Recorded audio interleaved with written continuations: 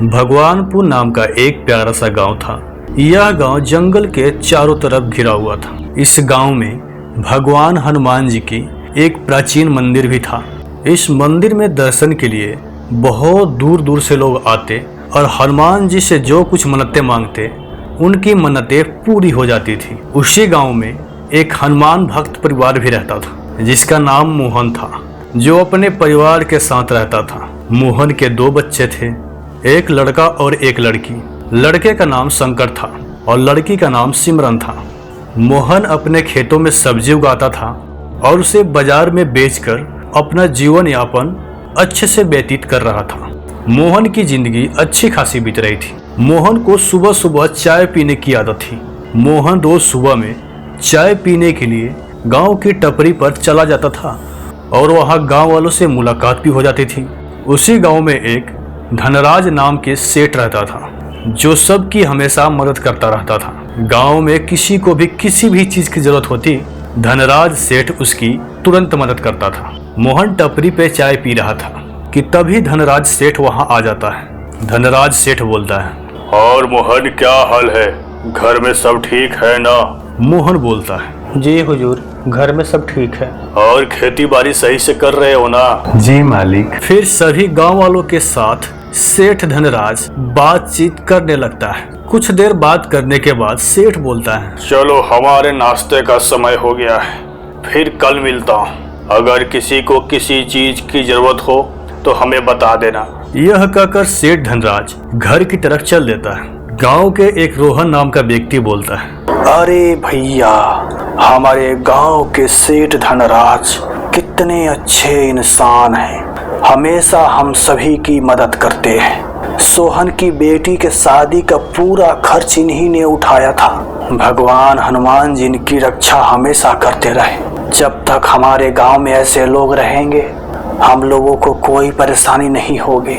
एक दिन सेठ का बेटा कॉलेज से घर की तरफ आ रहा था। कॉलेज से घर का रास्ता बीच जंगल से होकर गुजरता था। शाम का समय था। लड़का जल्दी जल्दी गांव की तरफ बढ़ रहा था। तभी उसको लगता है कि कोई उसका पीछा कर रहा है। वह व्यक्ति पीछे मुड़कर देखता है, लेकिन कोई नहीं था। फिर वह घर की तरफ चलने लगता है। कुछ दूर ही चलता है कि फिर उसे लगता है कि उसके पीछे कोई न कोई है। जैसे ही वो लड़का पीछे की तरफ मुड़ता है, तभी उसके सामने एक भयानक काली चुड़ैल। लड़का बहुत डर जाता है और चुड़ैल से पूछता है, कौन हो तुम?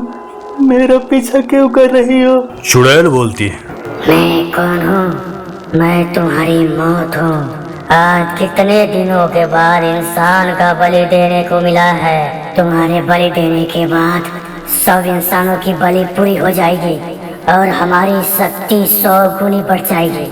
फिर मुझे कोई कैद नहीं कर सकता, मुझे कोई नहीं मार सकता। मैं जैसे चाहूँ दुनिया को चला सकती हूँ। मुझे जाने दो, मैंने तुम्हारा क्या बिगाड़ा है?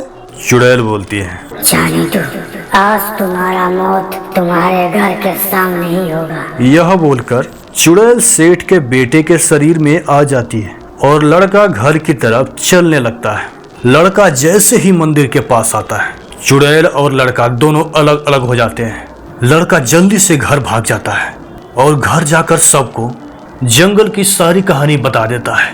अगले दिन मोहन सब्जी बेचकर बाजार से घर की तरफ आ रहा था। शाम ज्यादा हो गई थी, थोड़ा थोड़ा अंधेरा भी हो गया था। मोहन जल्दी जल्दी घर की तरफ चल रहा था। मोहन को ऐसा लगता है कि कोई उसका पीछा कर रहा है। मोहन तुरंत पीछे मुड़कर देखता है, लेकिन पीछे कोई नहीं होता। मोहन थोड़ा डर जाता है। फिर मोहन घर की तरफ चलने लगता है। कुछ दूर जाने पर मोहन को फिर एहसास होता है कि कोई उसका वाकई में पीछा कर रहा है। मोहन जैसे ही पीछे मुड़कर देखता है, उसके सामने एक भयानक काली चुड़ैल आ जाती है। मोहन बहुत ज्यादा डर जाता है। मोहन चुड़ैल से पूछता है, कौन हो तुम? मेरा पीछा क्यों कर रही हो? चुड़ैल बोलती है, मैं तुम्हारी मौत हूँ। आज तुम्हारा बलि देकर मेरी शक्ति 100 गुना बढ़ जाएगी। आज तो तुम्हें मरना ही पड़ेगा। आज तो तुम्हें मार कर ही छोड़ूंगी, क्योंकि मुझे इस दुनिया पे राज करना है। मुझे जाने दो, मैं तो गरीब आदमी हूँ, प्लीज मुझे छोड़ दो। मेरे 2 बच्चे हैं, मेरी बीबी है, सबका मैं इकलौता रखवाला हूँ। मुझे जाने दो प्लीज, मुझे माफ कर दो। चुड़ैल बोलती है, जाने दो, कितने दिनों के बाद इंसान की बलि मिली है, और जाने दो, जाने नहीं दूंगा। आज तुम्हारा मौत मेरे हाथों लिखा है। मोहन बोलता है, हे हनुमान, आपके भक्त संकट में है, मेरी रक्षा करे प्रभु। तभी वहां एक तेज रोशनी प्रकट होती है और साक्षात हनुमान जी वहां आ जाते हैं और उस चुड़ैल का वहीं पे अंत करते हैं।